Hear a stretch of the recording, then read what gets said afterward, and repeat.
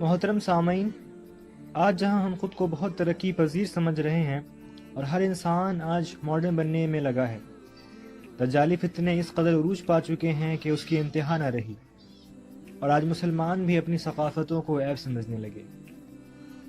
میرے استاد محترم نے ایک بار مجھ سے کہا تھا کہ جب تک ہم اپنی ثقافتوں کو عیب سمجھیں گے تب تک یہ عالم کفر ہم پر ظلم ڈھاتا رہے گا۔ ایک طرف امریکہ کے سائنسی اداروں کو لگنے لگا تھا کہ وہ کچھ بھی کر سکتے ہیں، مگر ایک وبائی مرض کرونا وائرس کے آگے ہاتھ ملتے نظر آ رہے ہیں، اور اس طرف چین میں مسلمانوں پر تشدد کی انتہا ہو چکی تھی، حجاب پر پابندی تھی، اور آج بظاہر اسی چین کی وجہ سے پوری دنیا اپنے چہرے کو ڈھکے ہوئے نظر آ رہی ہے۔ اللہ سرکشی کرنے والوں کو ڈھیل دیتا ہے یقیناً، لیکن جب ان کی پکڑ کرتا ہے تو ایک ایک ذرہ اس بات کی گواہی دیتا ہے کہ بے شک اس کی پکڑ بہت سخت ہے۔ وہ ہر کمال و خوبی کا جامع ہے اور بے نیاز ہے۔ محترم سامعین، آج جو عالم کفر ہم پر بظاہر حاوی ہو چکا ہے، اس میں کہیں نہ کہیں ہم بھی ذمہ دار ہیں۔ وہ ذات جس نے ہمیں پیدا کیا، جس کی ہم عبادت کرتے ہیں، جس کے رب ہونے پر ہم راضی ہیں اور ہم خود کو مسلمان کہتے ہیں، لیکن ہمارا حال کچھ یوں ہے کہ ہمیں اپنے رب کے بارے میں کیسے عقائد رکھنے ہیں ہمیں نہیں پتا۔ تو آج انشاءاللہ عز و جل ہم دنیاوی گفتگو کو چھوڑ کر اپنے پیارے رب عز و جل کے بارے میں بنیادی عقائد جانیں گے۔ یقیناً اللہ جس کے ساتھ بھلائی کا ارادہ کرتا ہے اسے دین کی سمجھ دیتا ہے۔ اللہ آپ کو اور مجھ جیسے غافل کو دین کی صحیح سمجھ عطا فرمائے، آمین بجاہ نبی الامین صلی اللہ تعالی علیہ وسلم۔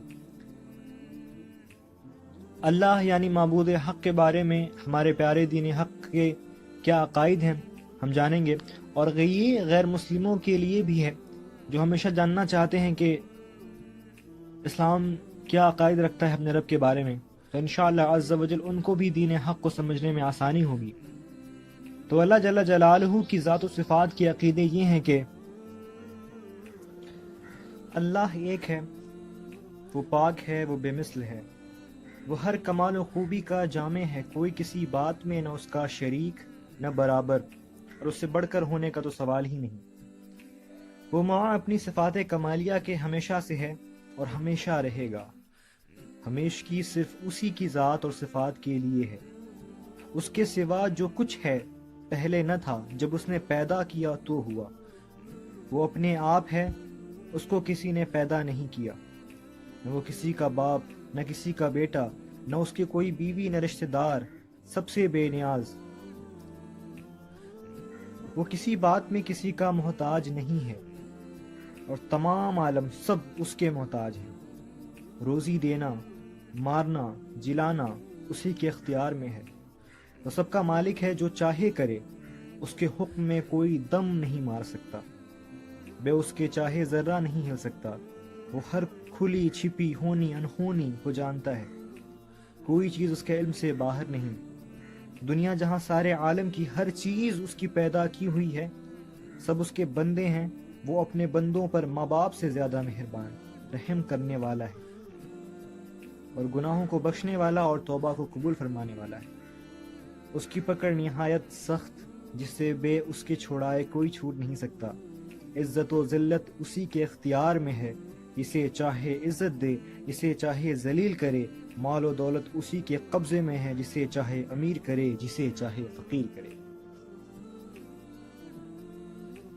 دوران گفتگو اگر مجھ سے کوئی بھول چک ہوئی ہو تو اللہ عز و جل جل جلالہ جل شانہ اپنے پیارے حبیب صلی اللہ تعالی علیہ وسلم کے صدقے سے معاف فرمائے، اور اگر آپ کو کچھ نظر آئے تو میری اصلاح کرنے میں کبھی آپ پیچھے نہ ہٹیے گا۔